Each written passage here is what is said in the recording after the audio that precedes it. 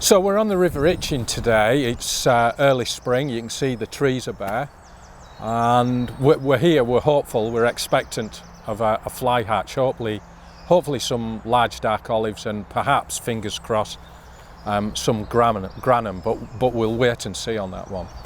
So essentially the beauty about chalk streams is you've got a clear water situation, so that allows us to locate fish by sight using Polaroids. And that's one big advantage, because outside the hatch window, which we'll talk about in a moment, it still allows us to find fish and potentially catch them using nymphs. So in this situation, as ever with most of my fishing anyways, even though I hail from the north and we're allowed to do anything you like, downstream, fish streamers, big nymphs, blah, blah, blah, chalk streams are bound a little bit more by rules, which is totally understandable. However, and it tends to be an upstream approach. Again, in my style of fishing, I subscribe to that anyways. And what we're doing is walking up the river with our Polaroids on, peak cap, cuts out the sunlight, allows us a good or privileged view into the trout's world beneath the surface. Hopefully we can find some fish finning in the water. First thing we were looking for, apart from fishy shapes, is movement. That's a giveaway trout. Usually you see the tail wagging like this. Sometimes you'll see them swing to one side. Sometimes they'll lift in the water a little bit. So if you see a shape and you're unsure, the best advice I can give you is just to stop and wait for a few moments. Be patient, watch that shape. If it fidgets and moves, it's guaranteed to be a fish. So then we've got to decide how we approach that in terms of nymph. If it's lying deep, we want a heavier nymph. Obviously, if it's higher up in the water column, we can use a less weighted nymph. And then principally all we're doing is casting sufficiently far enough upstream of that fish, A, not to spook it by the plop of the nymph, and B, so the nymph has time to sink down to the level of the fish, and we just watch the fish. Now, arguably, we can make too accurate a cast here. By that I mean, say the fish is sat here, the river's flowing to me, there's the fish here facing the camera. If I plop the fly immediately in line with the fish and it comes down to the fish, it can inhale it without actually moving. Now, again, I was brought up on a diet, you wait for the fish's gills to flare and that's when you tighten. And in very good light, we can all see that, but things are often obscure. The light's a little bit mottled on the surface, there's weed to consider, maybe there's flecks of weed and debris coming down. It's easy to miss that. For me, what works better is actually, here's the fish. I actually say I'm stood here, cast over, and I'll do a slightly short cast. And the idea is the fish has got to swing off station. When it swings off station, here's my nymph coming down to the fish. It eats. Soon as it pauses, obviously it's got the nymph in its mouth and it's wanting to turn back, and that's when you tighten into the fish. So that's what works for me. Horses for courses. If you can see the gills flare, go by that, but that would be my approach on fish. Nymphs, you can look at general nymphs. Again, at this time of year, I'm one of those guys, entomology interests me on an amateur level. I kind of I'm very involved with the bugs, you know, schoolboy at heart, I guess, and like rooting about in rivers. But you've got general nymphs like hare's ear nymph, the pheasant tail nymph, and they're generic tie-ins that will cover, dependent on the size, things like with the pheasant tail, most of the upwing species, we've got large darks, medium olives, even olive upright nymphs.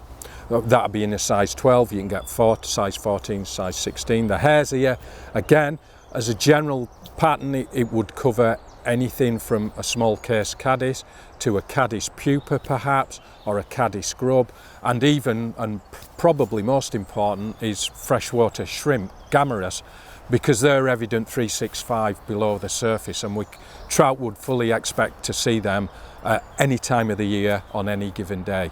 Leader setup with a nymph, there are two schools of thoughts here.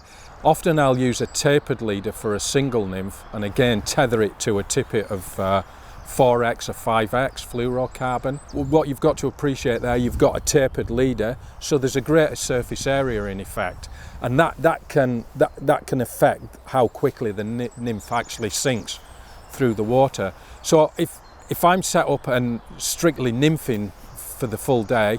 I prefer a level section of 9-foot monofilament. Again, it'll be 5x. Yes, you could argue it's not tapered, but the weight of the nymph provides the impetus to turn that over.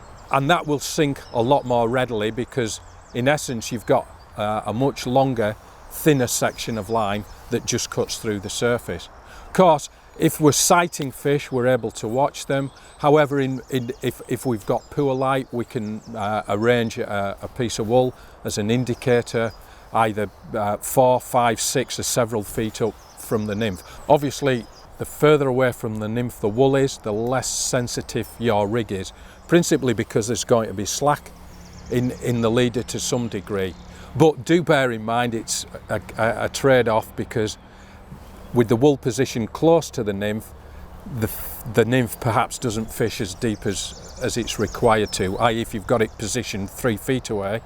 And again, for beginners, it's a common mistake. They often think, here's the surface, you've got your indicator on there. They've got this idea, and I find it quite charming, whereby the nymph hangs almost perpendicular off down there. It's actually, in reality, going to be wafting about on the leader because of all the surface currents and subsurface currents and the tell of the surface current on our fly line, causing a little bit of drag and tension.